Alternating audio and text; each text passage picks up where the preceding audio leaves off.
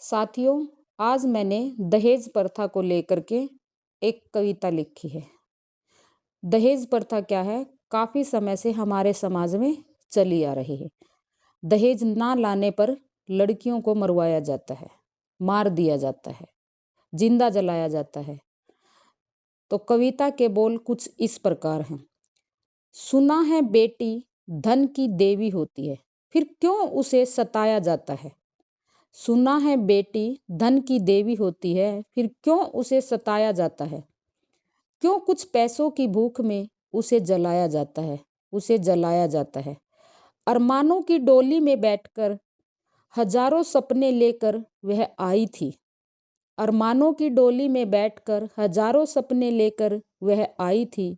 लगी मेहंदी हाथों में, मांग में था सिंदूर, घर में बजी उसके सहनाई थी, घर में बजी उसके सहनाई थी।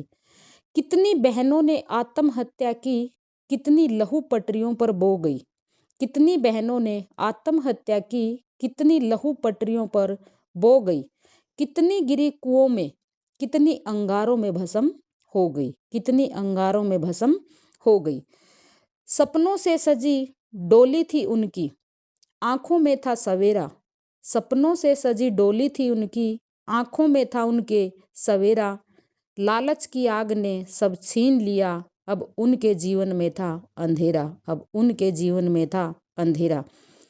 यह तो है लालची लोगों का दस्तूर, पर उन मासूमों का क्या कसूर।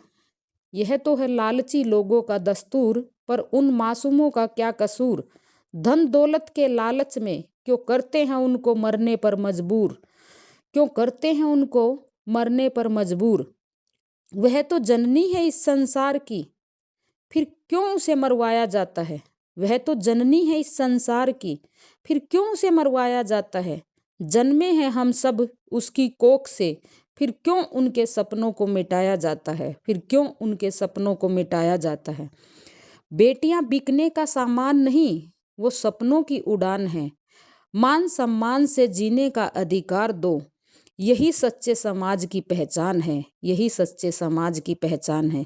कि क्या बताया है, बेटियां बिकने का सामान नहीं, वो सपनों की उड़ान है। मान सम्मान से जीने का अधिकार दो, यही सच्चे समाज की पहचान है। मैं उम्मीद करती हूँ कि ये आपको अच्छी लगी होगी, क्योंकि ये हमारे समाज की जो एक सच्चाई को बयां करती है पोएम।